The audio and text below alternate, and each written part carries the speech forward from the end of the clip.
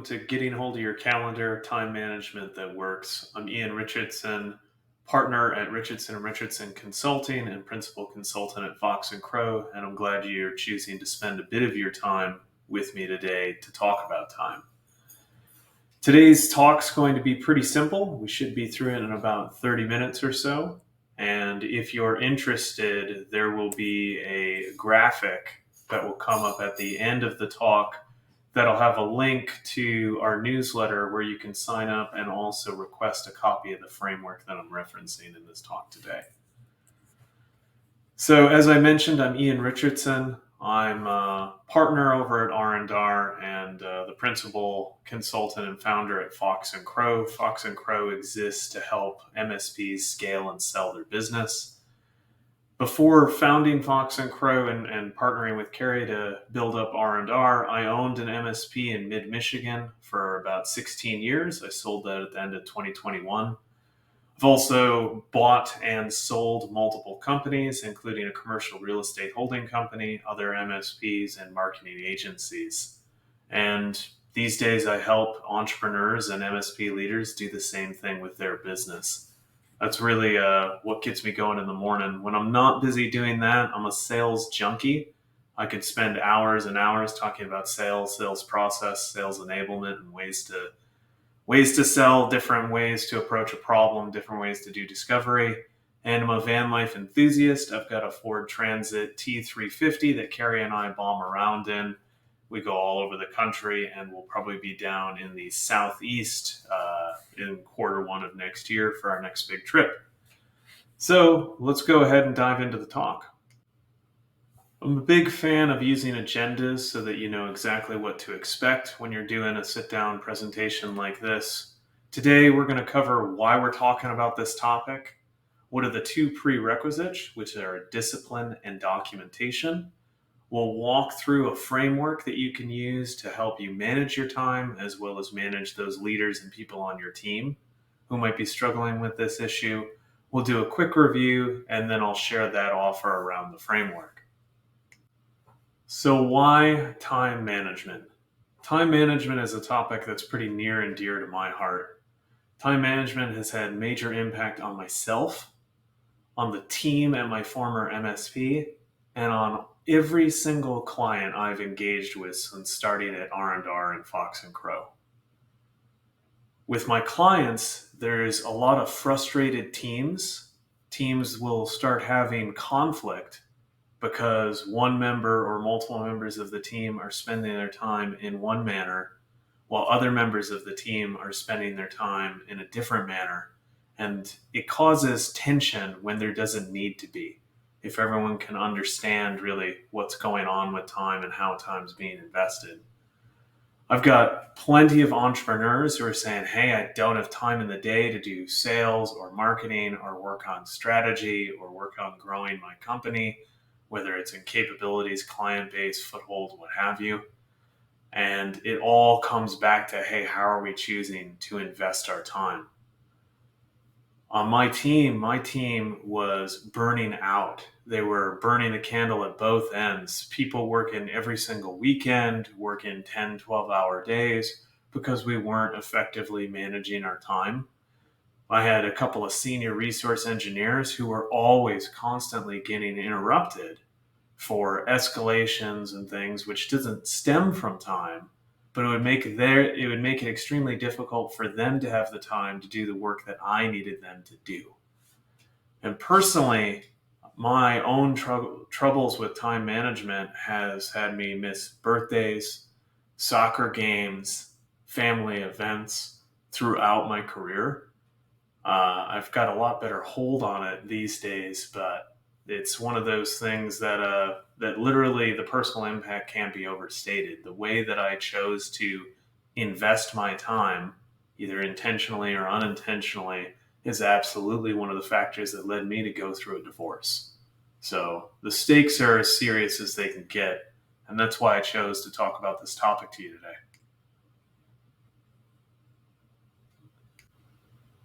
So before we can talk about managing time, we have to cover a couple of prerequisites. It's discipline and documentation, and both are equally important to being able to get a hold of your time and properly be able to manage it moving forward. We're going to start off with talking about discipline. Discipline is one of those things that you either have it or you don't, and nobody can give it to you. Just like going to the gym or getting yourself mentally healthy, you can't outsource your own personal discipline. You have to be able to find the gumption from within to say, I'm going to make a change here. The biggest thing around discipline is making sure that you have a full, accurate, and complete picture of how you're spending your time, and that means your calendar. You really, really need to be able to look at your calendar as well as look at your team's calendar and trust that it reflects a picture of what you're committed to doing and what you're not committed to doing, what availability you have, what I call capacity. For those of us in the MSP space, we have to live in our management system. This means your PSA tool, projects, tickets, activities. Everything that you're doing needs to be accounted for in your PSA. And that's critical because we need to use that data when it comes to planning capacity, forecasting, etc. Speaking of forecasting, one of the things that we need to have is a discipline around forecasting of not only our capacity, an owner of an MSP, but your service leaders, your senior resources, all the way down to the brand new intern who just started on your help desk. You have to be able to calendar in advance to be able to build a forecast. So having the discipline to make sure that it lives in your PSA and it lives on your calendar and that things are calendared out in their entirety makes it so that we can properly analyze and predict what our capacity is going to be in the future. The second prerequisite for effective time management is documentation. Documentation is exactly as it sounds, making sure things are written down, that they're documented. Time management requires data. Data collection is not a one-time event. It really is a change in the culture of your company. And the data we're talking about is how we're investing time. As a service-based company, your primary product is people, and more accurately, the time component of those people. The individual skills and knowledge and resources and the processes and systems and all of that is fine and dandy, but what really people are buying from you is your time to be allocated to do whatever. So we really have to instill a culture of our time is our most valuable resource. If you have garbage going into the equation, you're going to get garbage out. So we have to be honest in how we're spending our time. When you start doing time management as an organization, you're going to find things that are wrong. People are going to be spending their time in ways that you don't want them to be spending them. People are going to document things incorrectly. People are, frankly, going to be trying to find a way to hide the fact that maybe they're wasting a bit of their time at work. That's okay. What you need to focus on is getting an accurate inventory before you do any course correction. So give people some leeway and say, look, if we're spending our time incorrectly right now, it's free reign. Everybody's got to get out of jail free pass. Your data, it goes through a 3-step process: entry, analysis, action. You have to get the data entered into a central system, which is why everyone needs to live in the PSA, including sales, including finance, including executives. We analyze that data and find out, hey, what's going well and what's not going well. And then we take action to optimize the things that are going well and fix the things that are going wrong. You need to have, bare minimum, a period of 90 days of good data before you use this feature set and framework that I'm going to share with you next. So now that we've instilled the discipline in our organization to make sure that everyone is faithfully and fearlessly reporting their time in an accurate fashion, and that we have the documentation, that period of 90 days worth of good data on how we're spending our time, we're ready to get a hold and control how we're spending our time better. So this framework, we're going to go through step by step. If you want a copy of it, again, there'll be a graphic at the end of the talk that'll pop up on the screen. You can enter in that link or scan the QR code. It'll take you right to our newsletter. When you sign up for that, it'll let me know. And there'll be an option there for you to request a copy of this framework. You need to make an inventory first on how you're spending your time. Inventory is fairly simple. You're not overthinking this here. Grab Excel, make a brand new spreadsheet, and you're going to have multiple columns. First column, what are you doing? What's the task? Right next to the name of the task, whatever it is you're calling it, why do you do it? What's the purpose of performing this task? How long does it take you to do the task? And how often do you have to do it? Go into a frequency column. So how long does it take and how often? So if you've got a 10-minute task that gets done once a day, hey, it's 10 minutes, 5 days a week.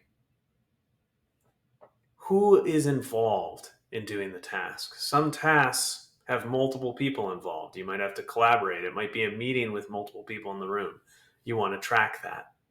So who's involved in the task? What's the priority of the task? Is the task something that, hey, when this task comes up, it can be done at some point over the course of days, weeks, months? You just got to get it done at some point? Or does it really, really need to be done by a certain day? How important is it to your organization, to your team, to your clients, to yourself? That goes into priority. You also want to really document time sensitivity. Time sensitivity is exactly as it sounds. Does this need to be done by a specific deadline? A really common one is payroll. Hey, we have to have payroll in by 12 noon on Tuesday or whatever day and time it is. That's time sensitivity. So you want to make sure you have that. Make sure on your spreadsheet you have one last column. Label that column passion and ability, and we'll run through what that involves next. A final note about your time inventory. You need to choose a period for which you're working on. I would recommend that you choose a quarter's worth of data or a quarter's worth of capacity to be your informative data set that you'll use as you map out your inventory. But start off with either a pay period or a month and then expand it out to the quarter after you've done that. The reason why I like a quarter is because there are usually some quarterly events that occur. You might have quarterly strategic planning. You might have quarterly tax analysis and planning with your CPA. You might have legal review or other vendor meetings that happen on a quarterly basis. You might have key client conversations that happen on a quarterly basis that you want to account for in your time. So make sure that you capture, hey, here's a normal 2-week or a normal 1-week, whatever period of time. Like I said, a normal payroll's worth of time. Expand it out to a month and say, okay, these are things that I'm doing on a monthly basis. And then expand it out to a quarter and saying, well, these are things that I'm also doing on a quarterly basis. So your inventory should be weekly at the top, monthly in the middle, quarterly at the bottom. If something is an annual or a semi-annual task, we're going to ignore it. The reason why is when we do capacity forecasting, we'll leave a little bit of space. That little bit of space covers those annual types of items. The next step is to run through every single item in our list and assess our passion and our ability. It's easiest to do this with a blank sheet of paper. Do a 4-quadrant matrix in there and label as follows. In the upper left, write down things I like doing and things I'm good at. In the lower left-hand quadrant, write down things I like doing, things I'm not good at. Upper right, things I don't like doing, things I'm good at. Lower right, things I don't like doing and things that I'm not good at. This matrix, you want to assign every task on your inventory, starting with those weeklies or pay period tasks, all the way through the monthlies and down through the quarterlies. Be honest here. If you don't like doing something, say it. If you don't think you're good at doing something, say that too. If you're a staff member watching this, or you're a direct report to someone and you're not sure if you're good at it or not, put a question mark by it and ask your supervisor for some feedback on your quality of work. But in general, we should know, hey, I'm good at doing this or I'm not. And nobody can tell you except for you whether or not you enjoy doing something or not. So, what are you good at? What do you enjoy doing? After you've mapped it out on your worksheet, go back through your inventory and classify each task. So if we have the I'm good at and I enjoy task as 1, things that I enjoy doing but I'm not good at as 2, things that I don't enjoy and I'm good at as 3, things that I'm not good at and I also don't enjoy as 4, you can do a 1, 2, 3, 4 labeling, or however you might want to do it. A, B, C, D, upper left, upper right, lower right. As long as you're aware of what the labeling is, you want to keep that column nice and small so that your data is not astronomically large and that you're not confused when you're looking at this spreadsheet later. So classify all those tasks in your inventory according to passion and ability, and we'll go from there. One last thing about passion and ability before we move on to the next part of the framework is to make sure that you really are honest about what you don't like doing. Life's pretty short, and it would be an awful shame to spend it doing things that you hate. So be honest there, be fearless there, and really, really own up to, man, I hate doing this task. So now that we have our inventory properly classified according to our passion, or what we really enjoy doing, and our ability, what we're good at, we can run through and figure out our capacity.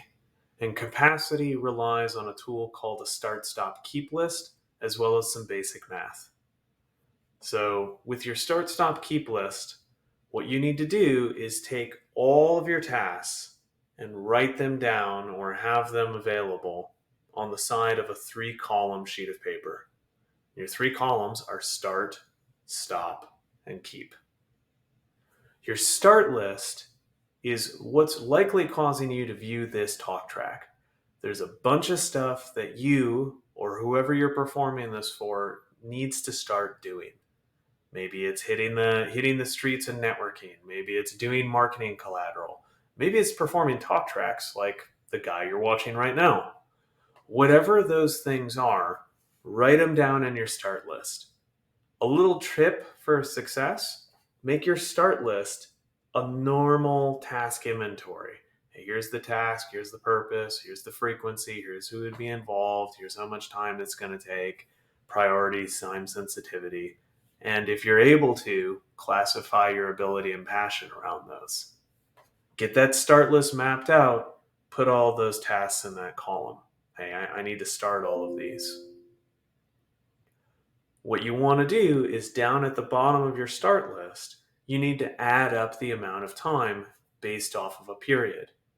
Likely you're going to be looking at a month. And I know that we have a bunch of quarterly things, we'll account for those after, but likely you're going to be looking at, hey, here's my total amount of capacity for a month. Take your workday, multiply it by 4.33, which is the number of weeks in a month on an average month in the year. That'll give you the amount of hours that you have. So if you pull a 9-hour workday, 9 times 4.33, that'll give you the capacity. Do your own math there. In your keep list, put down everything you like doing and are good at. There's no reason to get rid of the parts of your job that you enjoy. Things that you like doing but you're not good at, evaluate whether or not you're qualified and capable of getting good at them. If you think you're qualified and capable and maybe you need some more reps or just a little bit of additional training, great. Put them on your keep list. The stuff that you're not good at, and especially the stuff that you're not good at and don't enjoy doing, and even the stuff that you're good at but don't enjoy doing, that's our hit list for things we need to stop.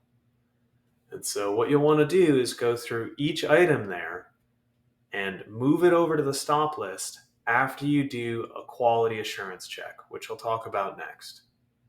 But get your start list filled out, get your keep list filled out, add up the capacity, and see how much overextended you are with the stuff you like doing, the stuff you like doing and are good at, and all the stuff you know you need to start doing.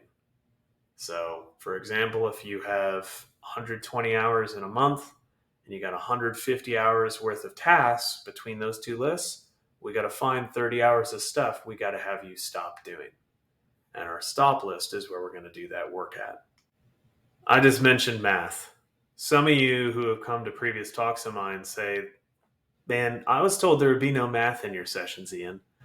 I apologize. That was a little bit of a lie. There is math involved in this framework, and you have to get it right. So when it comes down to it, we have to figure out what our capacity is accurately for the start, stop, keep list to work. Calculate the time required for your keep list as well as your start list, and be a little bit liberal in your time calculations. So you don't want to say that it's 18 minutes to do a task. Do 15-minute chunks and round up. So if something takes you, hey, this usually takes me 5 minutes, well, congratulations. It's 15 minutes worth of capacity now. I'd rather you have too little capacity and have to delegate and elevate a bit more than to be overextending yourself, or even worse, a member of your team. Start adding in things into your stop list based off of stuff you hate doing after you run through the double checklist, which we're going to cover in the next part of this talk. So let's talk sanity checks. Sanity check is what you're going to run through item by item on your stop list. And it's really around answering two questions. Can I stop? And should I stop? Can I stop has three answers. Automate, delegate, eliminate. Automation is exactly as it sounds. We're technologists here. We should be able to take our technology and evaluate, could we script this out? Could we create some automated actions? Could AI do something here? Is there a way you can eliminate human need to perform this task in its entirety? The answer is yes. Do it. Automate the heck out of it. Delegation is exactly as it sounds. Can this task move from me to someone else? When you're looking at delegation, you really want to run through a checklist to make sure, is this task ready to delegate? Do we have it documented? Do we have a gold standard of what proper output from this task should look like? Do we have multiple mediums of training material, written word, maybe auditory or visual, a practice lab or a practice task someone could do without causing damage to themselves or others? Make sure that you're ready to delegate before you just say, hey, figure out how to do payroll. And eliminate is exactly as it sounds. Is this task something that we need to be doing? That's where that purpose column really comes in handy. Why are you doing this task? If you can't stitch that task into your strategic plan and say, hey, by me doing this task, it helps us move forward towards our company vision, we might not want to be doing it anymore. It might be a legacy task that could go away. Should you stop is an entirely different kit and caboodle when it comes to task management. Think about the sensitivity of the task. How sensitive is it to error? Is it something that if there's an error, we're unable to recover easily? Could it cause damage to the company? Could it cause damage to a client?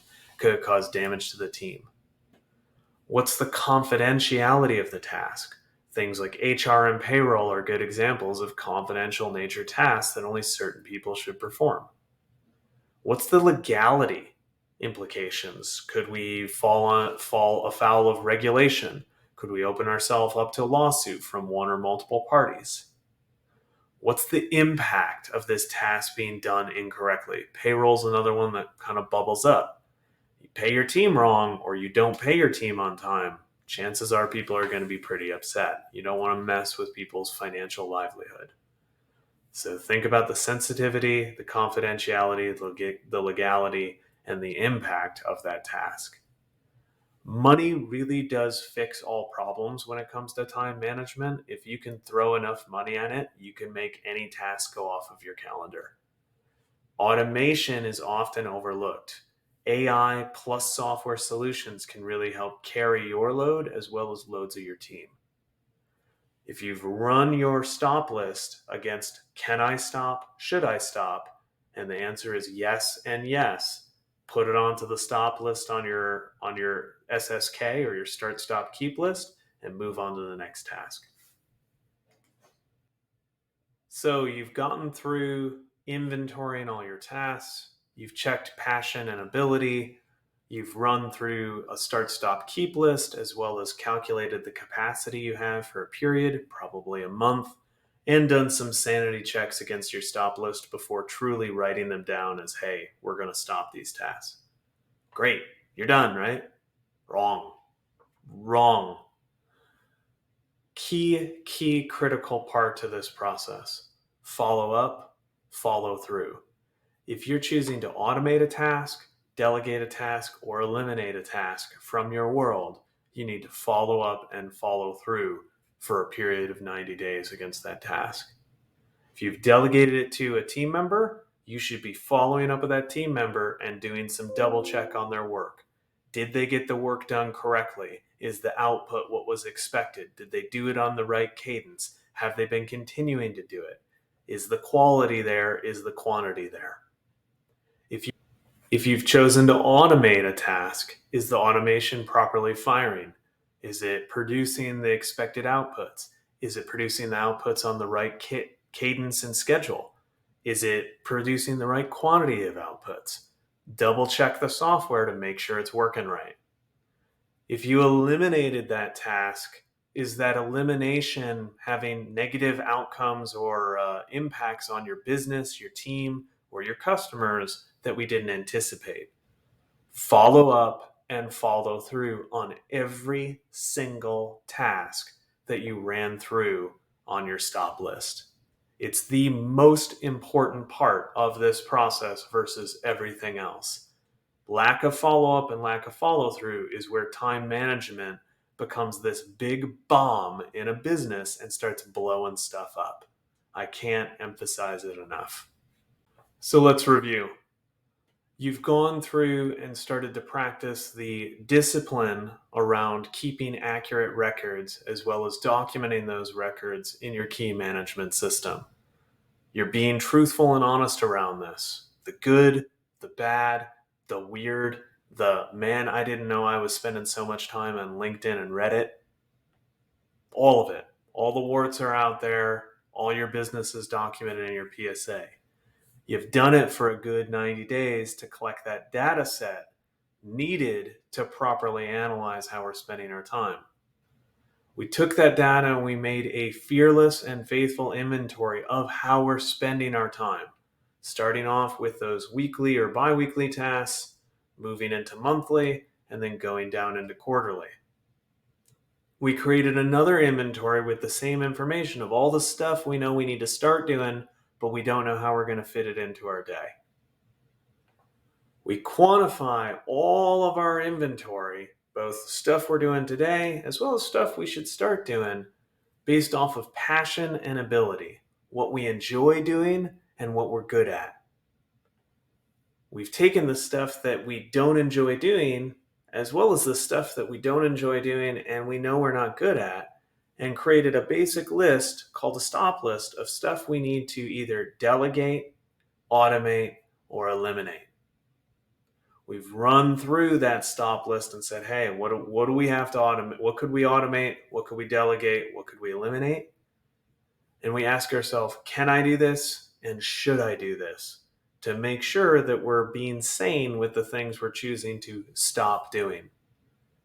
A pro tip, once you do this for a couple of cycles, look at your keep list and your start list and ask those same questions. Could we automate this? Could we delegate this? Could we eliminate doing this altogether?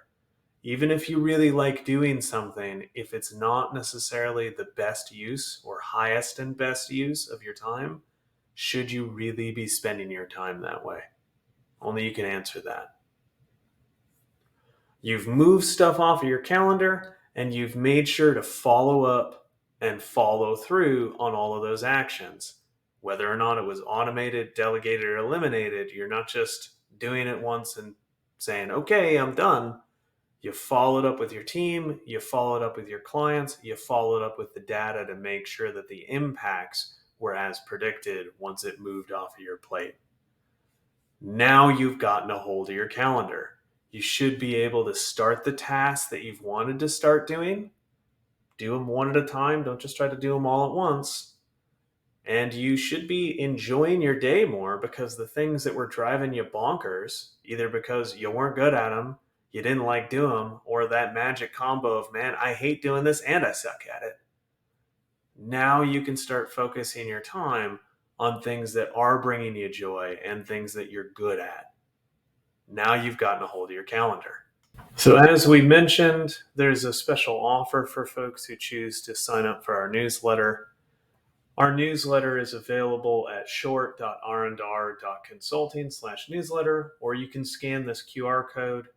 You got to have faith in me that I'm not trying to hack you with that QR code or with that newsletter link. It'll redirect you to our CRM form where you can fill out our newsletter.